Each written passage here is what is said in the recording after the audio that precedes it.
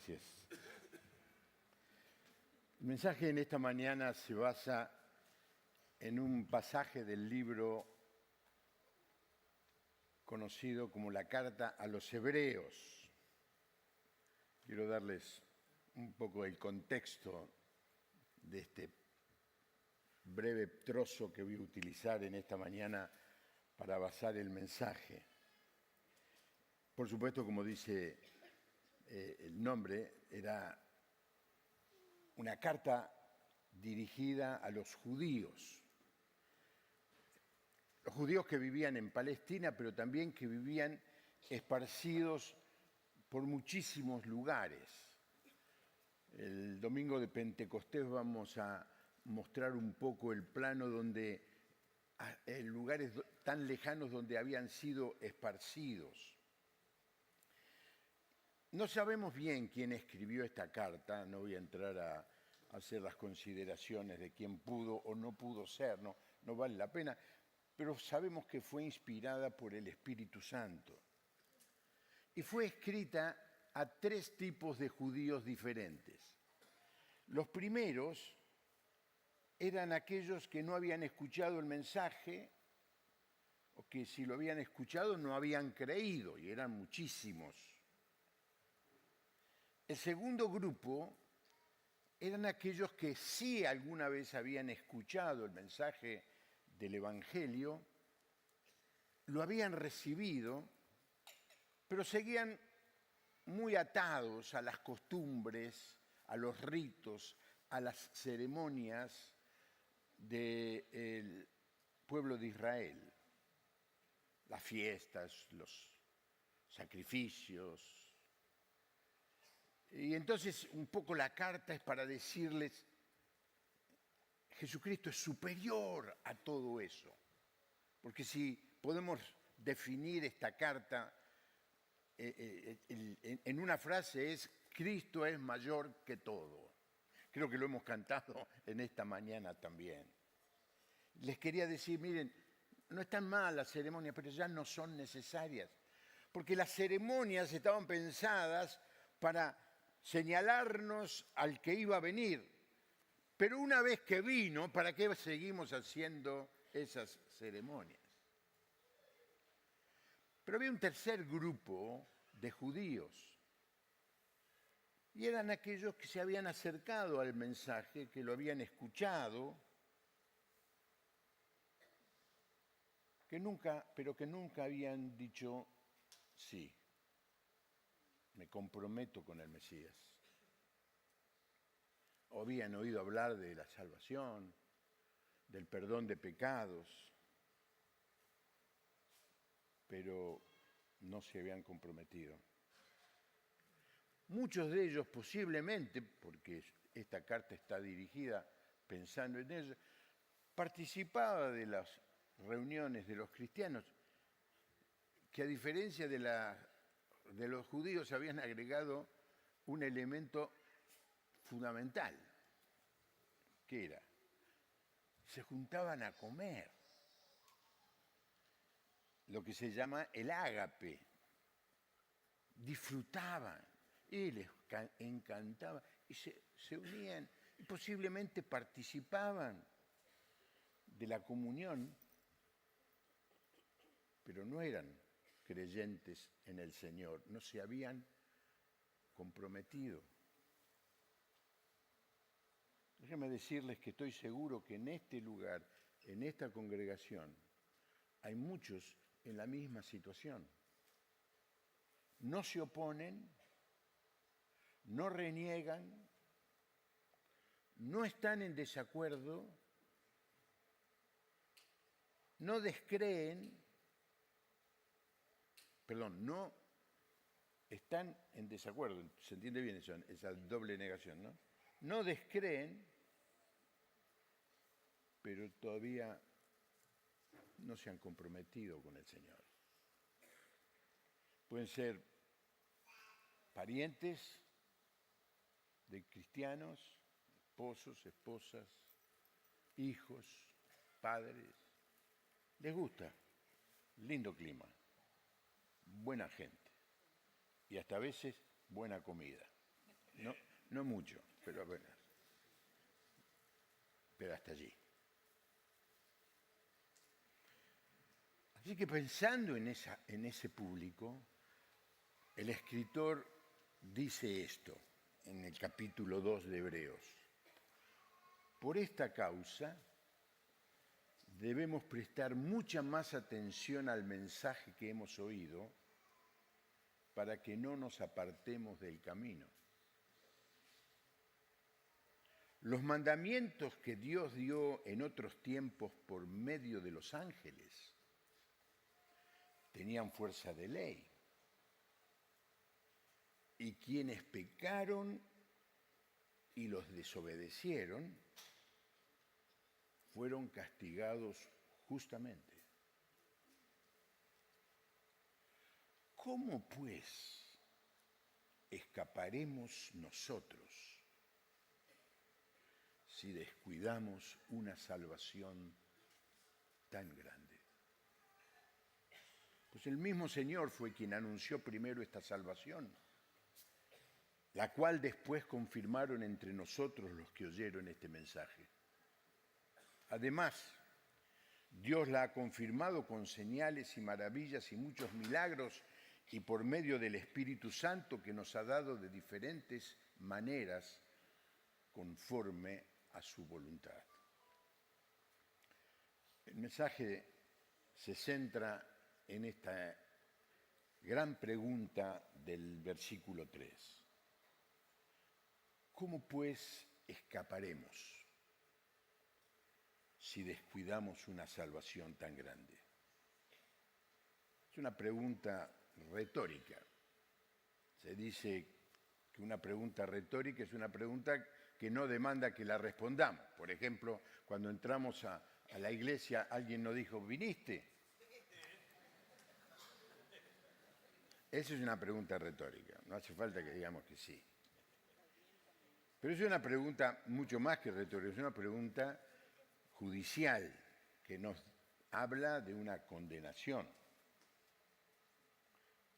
El autor no pregunta aquí si va a haber consecuencias, descuenta que va a haber consecuencias.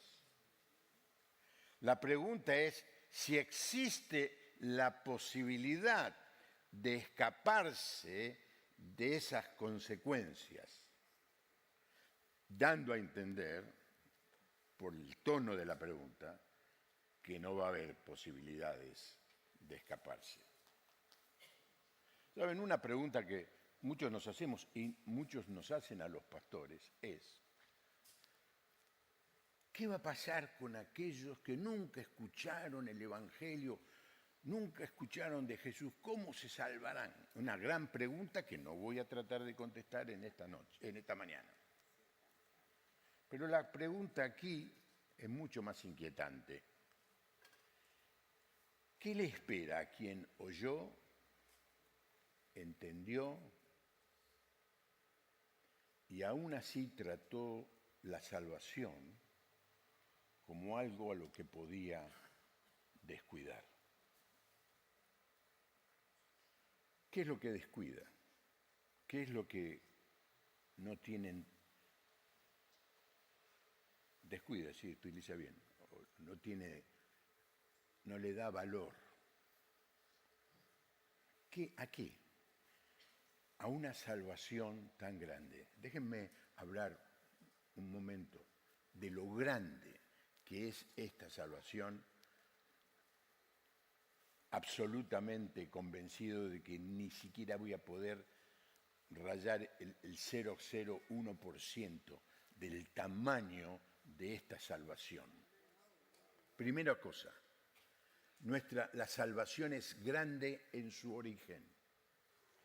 Nuestra salvación no comenzó en Belén, ni comenzó cuando el Señor murió, ni comenzó en el momento que nosotros hemos creído. Comenzó en la eternidad pasada en el corazón del Padre, que en un acto de amor soberano decidió enviar a su Hijo a rescatar a los que iban a morir. Miren lo que dice Efesios capítulo 1.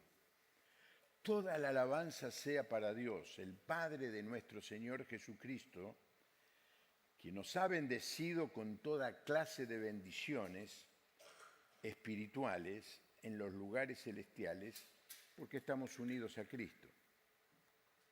Miren lo que dice. Incluso antes de haber hecho el mundo, Dios nos amó y nos eligió en Cristo para que seamos santos e intachables a sus ojos. Dios decidió de antemano adoptarnos como miembros de su familia al acercarnos a sí mismo por medio de Jesucristo.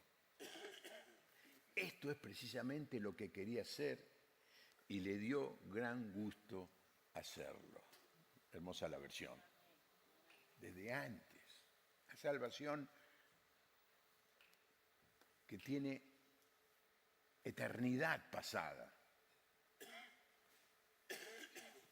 La segunda cosa, es una salvación grande porque costó un alto precio. Le costó a Jesús entregar su vida. De eso hemos hablado y hablamos permanentemente, particularmente cuando recordamos la cena del Señor. Porque se menciona mucho, y hoy cada vez hay que explicar más las metáforas, se menciona mucho la sangre, y no se entiende bien. Es que cuando se menciona la sangre, por si alguien no entiende bien, se está mencionando la vida. En vez de decir que dio su vida, muchas veces decimos y cantamos que dio su sangre, pero eso es lo que quiere decir. Y 1 Pedro 1:18, capítulo 1, versículo 18 y 19 dice, pues Dios los ha rescatado a ustedes de la vida sin sentido que heredaron de sus antepasados. Y ustedes saben muy bien que el costo de ese rescate no se pagó con cosas corruptibles como el oro y la plata, sino con la preciosa sangre de Cristo. Es grande nuestra salvación porque el precio fue inmensamente grande. La salvación es grande en su alcance. ¿De qué nos salva esta salvación? ¿De qué nos salva? Cuando decimos salvación, ¿de qué? De muchísimas cosas, déjenme resumirlas en tres. De la culpa del pecado. Andamos por el mundo con la mochila de la culpa de todas las cosas feas, malas, tristes que hemos hecho. Y Dios hizo que Cristo, al derramar su sangre, dice Romanos 3:25, fuera el instrumento de perdón. Este perdón se alcanza por la fe. Así quería Dios mostrar, tiene que salir allí eso, por la fe. Así quería Dios mostrar cómo nos hace justos, perdonando los pecados que habíamos cometido antes. Una de las cosas que uno aprende cuando es pastor y recibe gente en aconsejamiento es que sabiendo responder a dos grandes problemas, responde el 80% de las consultas. Los dos grandes problemas son la culpa y el rencor.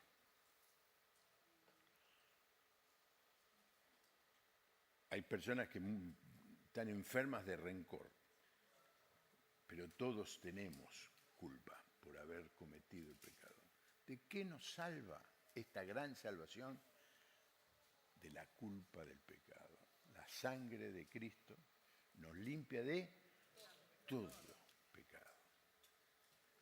Y al salvarnos y al librarnos también nos da algo mucho más permanente y eterno, que es, nos salva de la muerte eterna, el pago que da, Romanos 6:23, el pago que da el pecado es la muerte.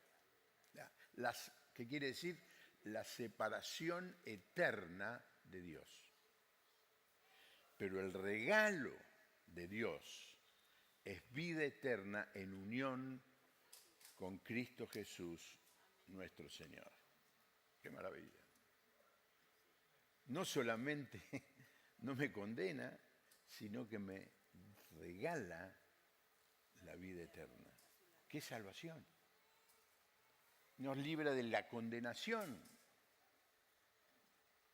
Porque la pregunta es, ¿cómo escaparemos de qué? De la condenación que se viene. Si no tenemos en cuenta, si descuidamos esta salvación tan grande. Cuando una persona se encuentra con Cristo y se compromete con Cristo, puede decir así pues, Romanos 8:1, ahora ya no hay, ¿cuántas? Ninguna condenación para los que están unidos a Cristo Jesús. Ahora voy a hablar de algo que no se habla muy seguido, y es que es la condenación.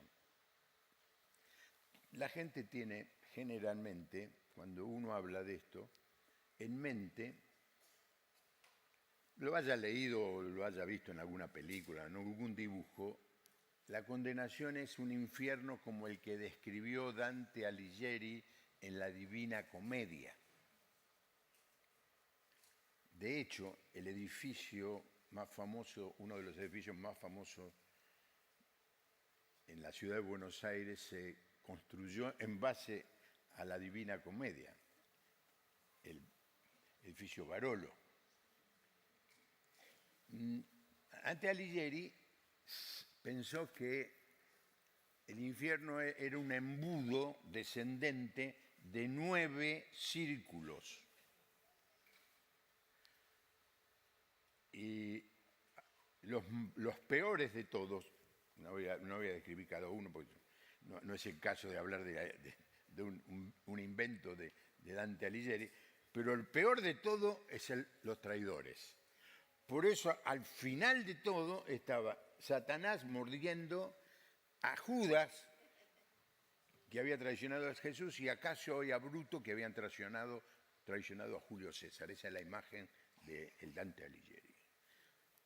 Que tiene algunas cosas que se acercan a algo que yo lo explico en otro mensaje, de que cuando estemos en el cielo va a haber, en el infierno, no vamos a estar en el infierno, perdón, de que los que vayan al infierno va a haber niveles de castigo, porque Jesús le dijo a la ciudad de Capernaum, donde él había vivido, había hecho un montón de milagros, el castigo de ustedes va a ser mucho peor que el de Sodoma y Gomorra.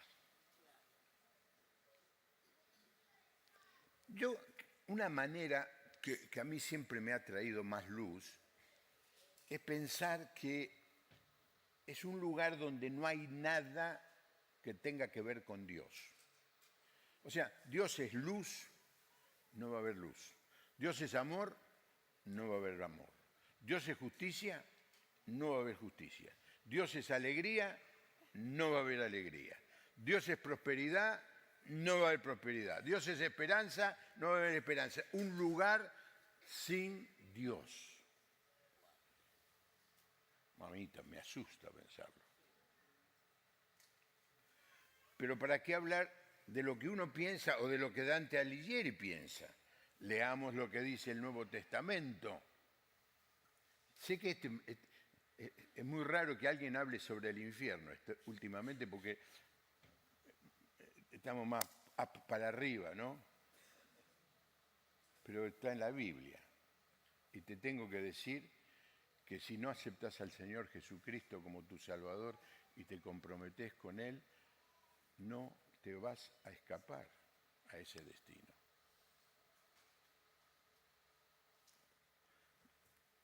El Señor Jesús describe más el infierno que el cielo.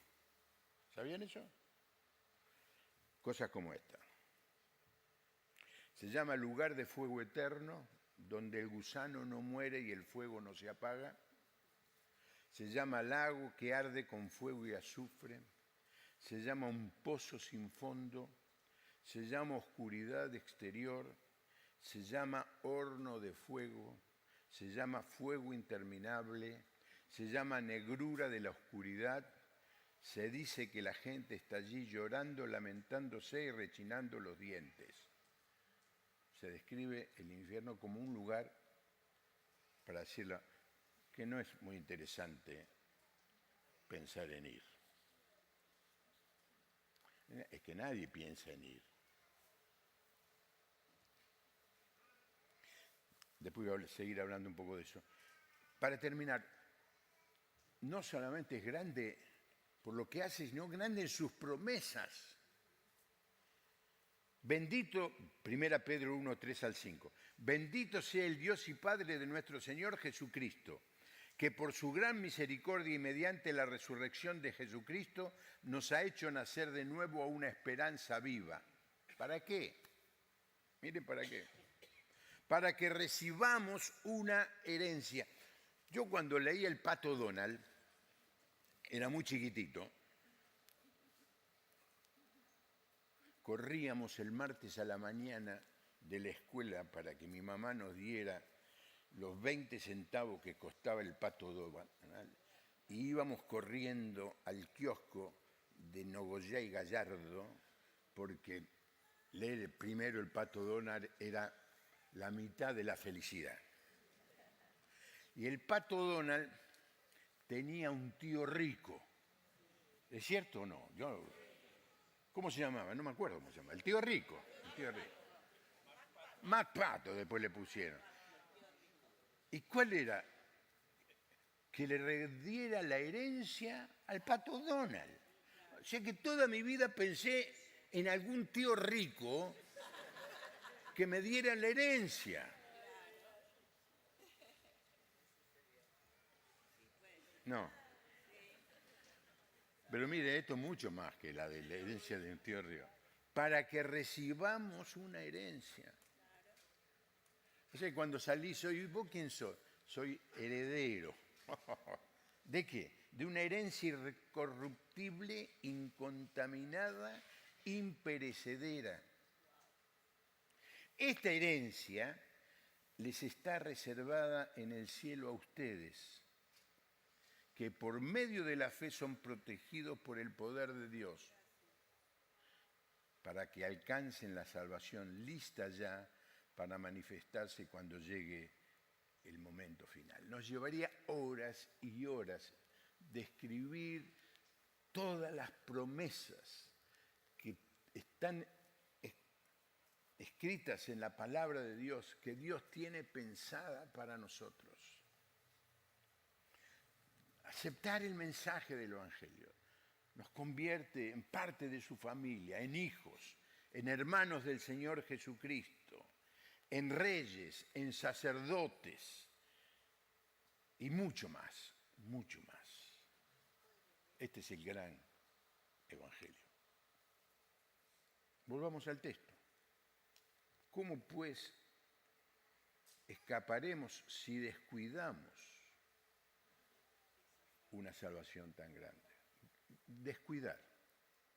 No se refiere aquí al rechazo, porque hay mucha gente que rechazan de plano. No me interesa, no me gusta, no creo, no me repitas. ¿Se han encontrado con eso en compañeros de trabajo? Gente buena, sí, pero no creo, punto. Hasta acá, no llego, listo, no. No es eso, descuidar, no. Se refiere a algo más sutil, más común.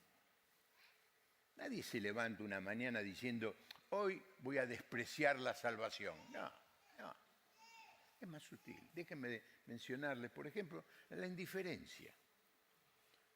Conocen, pero no dejan que transforme su vida. Una de las maneras más comunes de descuidar la salvación es postergar. Me he encontrado con personas que dicen, ¿cómo me gustaría? Sí, primero tengo que terminar mi casa, primero tengo que casar a mis hijos. Siempre tienen algo para postergar. cuando tenga más tiempo, cuando termine la carrera, postergan. Hay un problema en la postergación. Dice este mismo libro de Hebreos, en capítulo 3, versículos 7 y 8. Por lo cual dice el Espíritu Santo, si oyereis hoy su voz, no endurezcáis vuestro corazón. El problema de postergar una y otra vez es que endurece el corazón. Llega un momento que ya no escuchás ni sentís nada. Una manera de descuidar la salvación es vivir la rutina de la congregación, de venir, cantar, participar, servir. Convertir la fe en una religiosidad exterior. Frecuentar la comunidad de fe, pero después del lunes a sábado vivir otra vida que no tiene nada que ver con mi fe. Otra manera de descuidar es dejarnos atrapar por las distracciones. No todas son malas, muchas son legítimas. No siempre es el pecado el que nos aleja. Muchas veces son las cosas que nos entretienen, que nos atrapan. Los negocios, la familia, el éxito, el entretenimiento, el juego, el deporte, cosas buenas que ocupan un lugar. Descuidar. No hay una posición. No es que no creamos. No. Ahora, no. Y eso lleva a un retroceso gradual. He visto tantos años de ser pastor, personas que han pasado, pareció que habían entendido y después se fueron enfriando, se fueron diluyendo, se fueron yendo. Muchas veces me las encuentro, me agradecen, recuerdan con alegría campamentos, picnic, reuniones, pero se fue. Se fue. Y cuestiones tan simples. No estamos hablando de una oposición, de una herejía, de levantarse con una doctrina contraria a la fe, a Cristo. No. Descuidar por poco, por nada.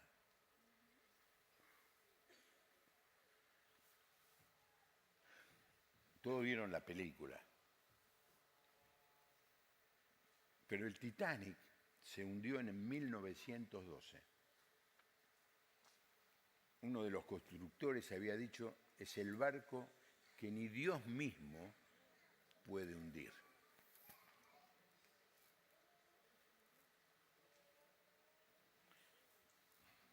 Pequeños detalles. En vez de poner 64 salvavidas, pusieron 20. Preguntaron, ¿por qué? La cubierta luce más elegante con menos botes. Un detallecito. El capitán iba más ligero de lo que se recomendaba. Por un pequeño detalle, quería llegar a tiempo a Nueva York. Habían escuchado 6 advertencias. Miren que hay trozos de hielo, icebergs en el camino. No le dieron importancia. El vigía se había olvidado los binoculares en el puerto. O sea que miraba a pleno, no tenía binoculares. Detallecito. Cuando lo vieron, tuvieron 37 segundos, que no es poco. 37 segundos para doblar, para que el timón doblara. Se demoraron, 37 segundos. se produjo el choque con el hielo, la catástrofe civil más grande de la historia. Murieron más de 1.500 personas. Un error grosero. No, detalles.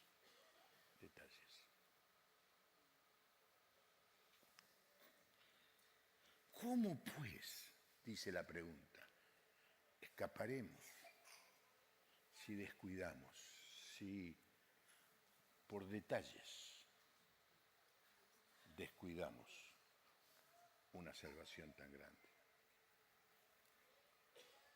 Entonces la pregunta real es, ¿cómo escaparemos? Y el autor no da ninguna respuesta. Porque es obvia, no hay escape. Y entonces, leo otra vez el versículo 1 y 2 rápido para explicarles qué es lo que está queriendo decir el autor.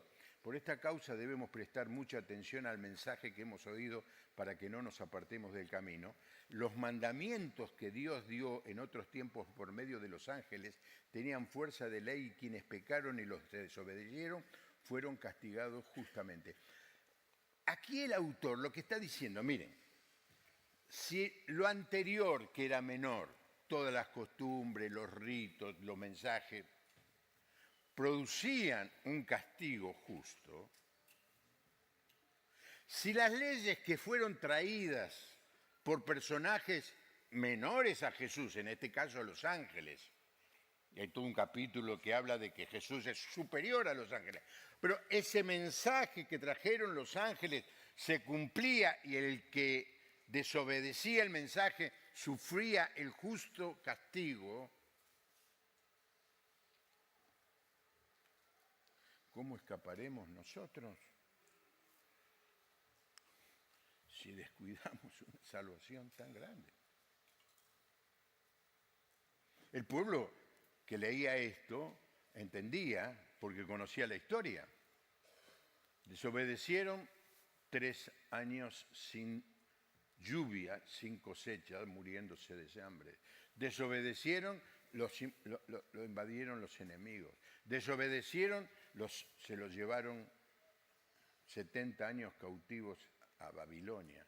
Y así, usted lee el Antiguo Testamento y en la historia de el pueblo de Israel, advertido que no lo haga, el pueblo lo hacía y sufría el castigo. Esa historia, una y otra vez, de colores, formas diferentes, pero esa es la historia. Entonces el autor le dice, escuchen, ¿se acuerdan que recibíamos castigo cuando desobedecíamos? Sí. ¿Cuánto más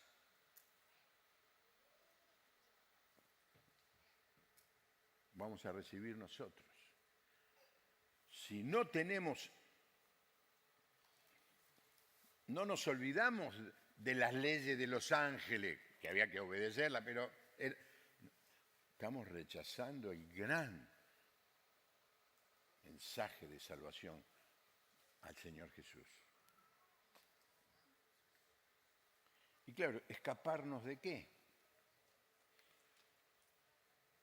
Escaparnos de lo que Dios dice que va a darle a aquellos que rechazan su plan, que rechazan su regalo, que rechazan a su Hijo. Hay una idea que domina la mente de mucha gente, que al final Dios va a perdonar a todos. ¿Escucharon eso?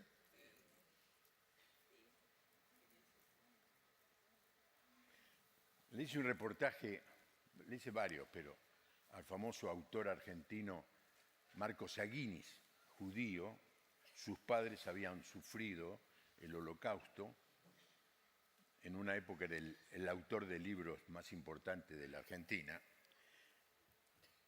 Y al terminar el programa, mal yo, porque se lo tenía que haber hecho él antes porque me dijo algo y no podía contestarle al aire, Le digo, "Y Marcos, y usted con su fe", dice, yo dice, soy agnóstico, pero al final dice, de todas maneras, si Dios existe, nos va a perdonar a todos. Oh, y ya llegaba la hora al final, digo, bueno, no creo lo mismo, hasta mañana nos vemos. Y cuando termina le digo, Marcos, ¿usted cree que Dios va a perdonar a Hitler? Esa no la había pensado, me dijo.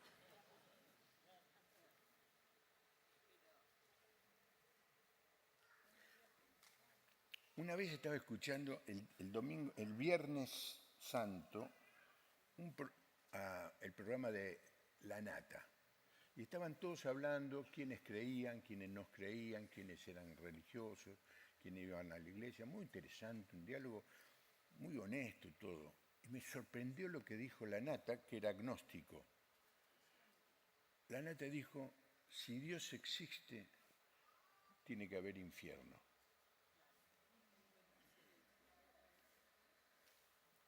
Porque si Dios existe, no puede aceptar la injusticia, la maldad, la miseria. Entonces mucha gente dice, ¿cómo un Dios bueno puede castigar?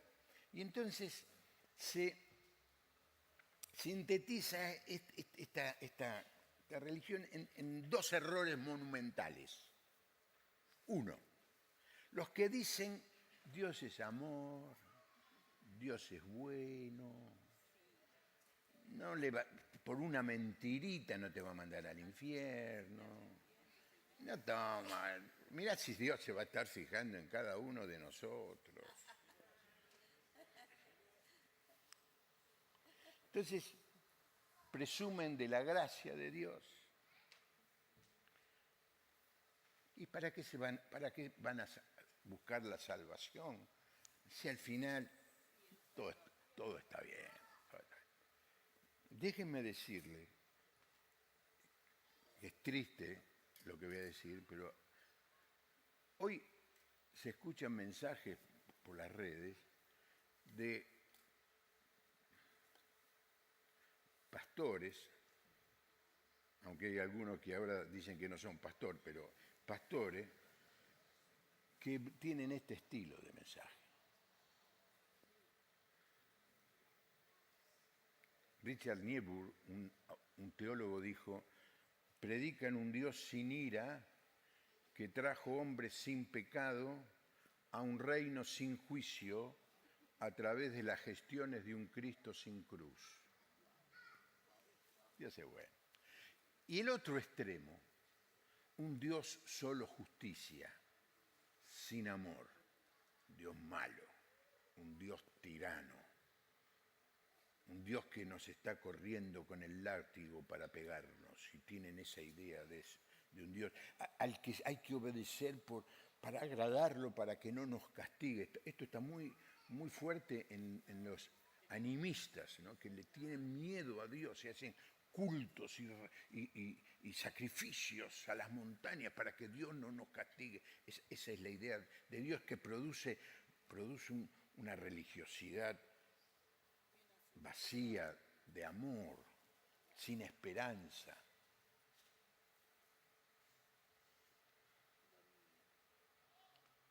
Pero el mensaje es tan grande y tan claro que la pregunta, espero, nos haga cuestionar nuestra propia situación. No es un grito de un juez, una pregunta que trata de lastimar, más bien es como una pregunta de un padre que te quiere despertar a la reflexión. Y si ustedes leen el capítulo, se van a encontrar cómo el capítulo insiste en que Dios nos amó tanto, que hizo que su Hijo se hiciera carne como nosotros, que muriera por nosotros, a fin de poder vencer el imperio de la muerte, vencer a nuestro enemigo y darnos libertad. Es constante, es es una advertencia, es una pregunta que nos interpela. Es una salvación real, que nos habla de un peligro real, pero que nos habla de un amor de Dios que es real. Te quiero finalmente decir,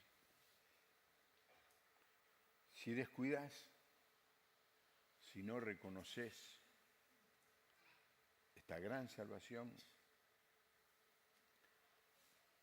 no hay tribunal superior al que apelar.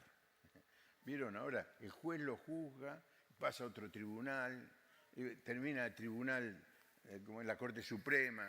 Hay alguno que no le gusta la Corte Suprema, dice la Corte Internacional. No hay más. Dios es el último. Y no hay otro sacrificio mayor, no hay otra cosa que puedas hacer. Ya el Señor lo hizo todo, una vez y para siempre.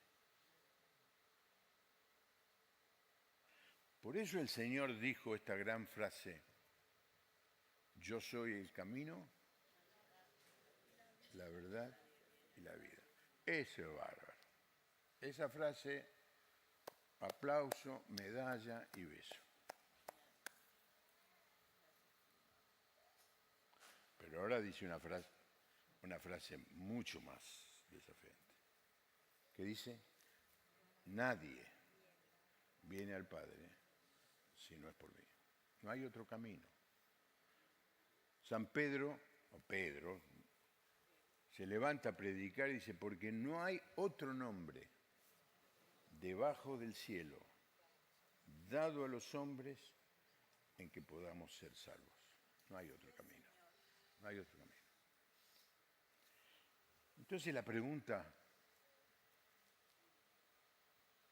nos interpela. Y hay tres cosas que quiero hacer para terminar mientras vienen los músicos a cerrar la reunión.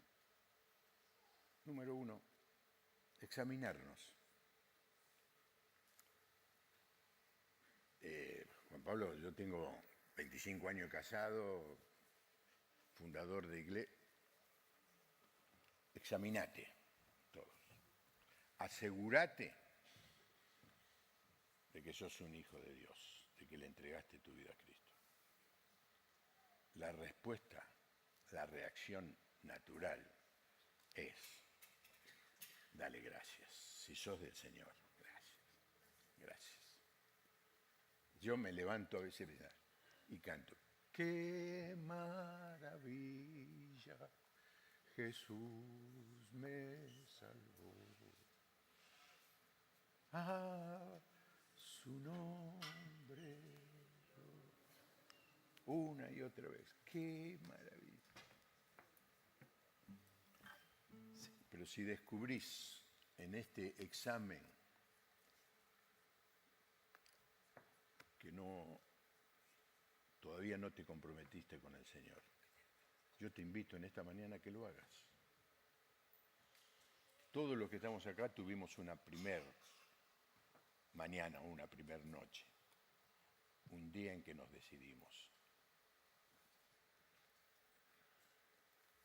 La veniste pateando para adelante. Déjame invitarte a que en esta mañana tomes la decisión de comprometerte con el Señor, darle tu vida a Él. Señor, entendí. Yo estoy viviendo una vida que me gusta mucho, me va muy bien, pero me doy cuenta en esta mañana que estoy corriendo un riesgo muy grande. Sí.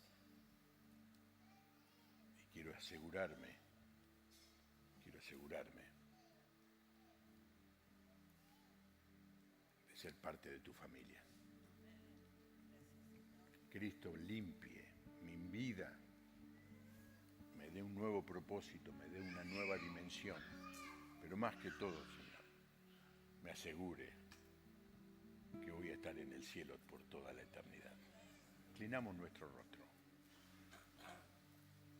Voy a pedir a Daniel. ¿Querés venir, Daniel? ¿Querés venir, Marcelo? Marcelo. Marilina, ¿querés venir?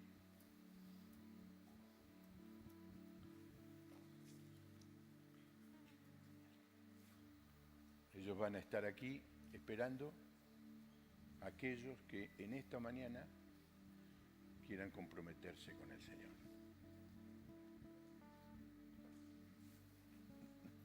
No tenemos nada que reprocharte, no tenemos derecho a juzgarte, solamente queremos ayudarte a que esta mañana pases de las tinieblas a la luz admirable, de la muerte a la vida, de ser un hijo de condenación a ser heredero por toda la eternidad. Así que inclinemos nuestro rostro. Toma esta decisión. Y mientras cantamos y cuando termine la canción y nos vayamos yendo, aquí van a estar ellos tres esperándote. No hay apuro, no hay fotos, no hay nada para señalarte, lastimarte, condenarte. Amor, vení, no te vayas sin Cristo. No te vayas llevándote el riesgo de irte por toda la eternidad al infierno, cuando tenés la oportunidad de decirle: entendí, Señor, quiero ser un hijo tuyo. Y si vos tenés a alguien al lado que no tomó esta decisión, a veces sucede, necesitamos que alguien nos anime, nos empuje.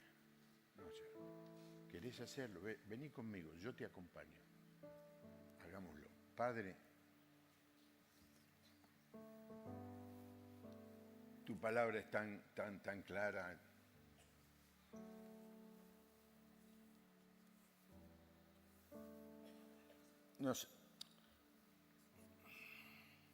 Nos diste esta tarea tan grande de decirle a la gente: reconciliate con Dios, recibí a Cristo. Y hemos tratado de hacerlo, Señor, en esta mañana con mucha debilidad. Pero no soy yo, ni la música, ni la iglesia, es tu Santo Espíritu el que está trabajando en este momento en el corazón de las personas que están aquí, que sin saber de eso están escuchando que algo les habla en el corazón. Espíritu Santo, seguí hablando y que en esta mañana muchos tomen la decisión de comprometerse con vos. En el nombre del Señor Jesús. Amén. Comenzá a venir mientras cantan la canción y seguí viniendo, aunque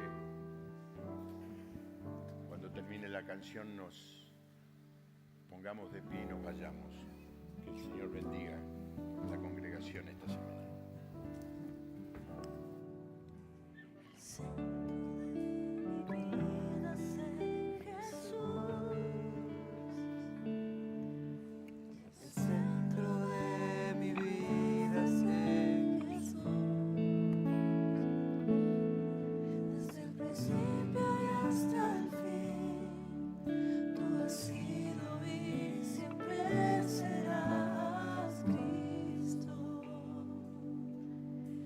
Cristo, el centro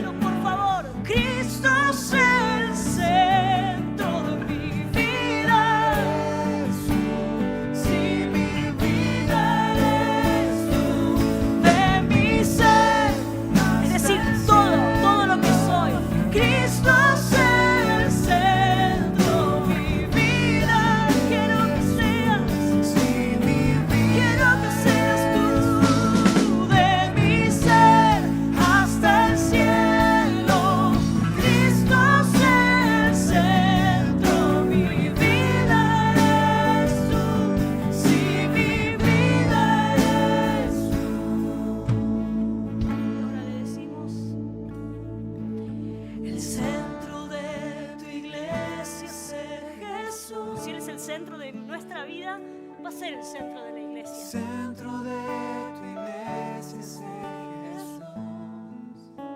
Todos nos rendimos, cada rodilla se doblará y toda lengua te confesará. Cristo, Cristo, tú eres el centro. Nada importa más que tú.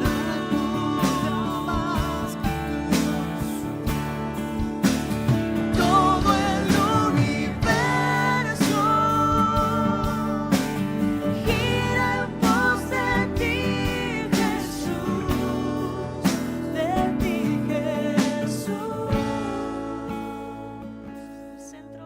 El centro de mi vida es Jesús.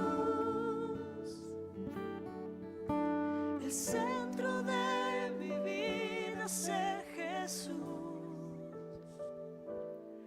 Desde el principio y hasta el fin, tú has sido y siempre serás Cristo. Cristo, Cristo, Cristo. Señor, sé el centro de nuestra vida. Nos entregamos a vos otra vez.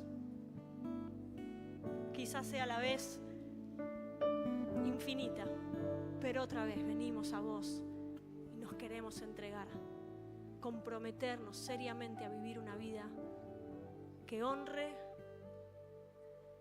tal amor, tal entrega, que haga valer la pena lo que sufriste. Gracias, Señor, por las nuevas oportunidades que nos das, que me das, para volver a entregarme a vos, para volver a decirte, sí, Señor, quiero reenfocarme, comprometerme y vivir una vida que le dé gloria, que, como dije recién, haga valer la pena tu entrega, tu muerte y tu sacrificio. Ayúdanos, Señor, a estar atentos en esta semana, a no olvidarnos de lo que escuchamos de tu parte y a concentrarnos en andar por este camino. Te amamos, Jesús. Gracias por no darte por vencido con nosotros. Muchas gracias. En el nombre de Jesús. Amén. Dale un abrazo al que tenés al lado. Asegúrate de que comprendió de este amor hermoso. Si no, ayúdalo, ayúdala. Pero no nos vayamos de acá sin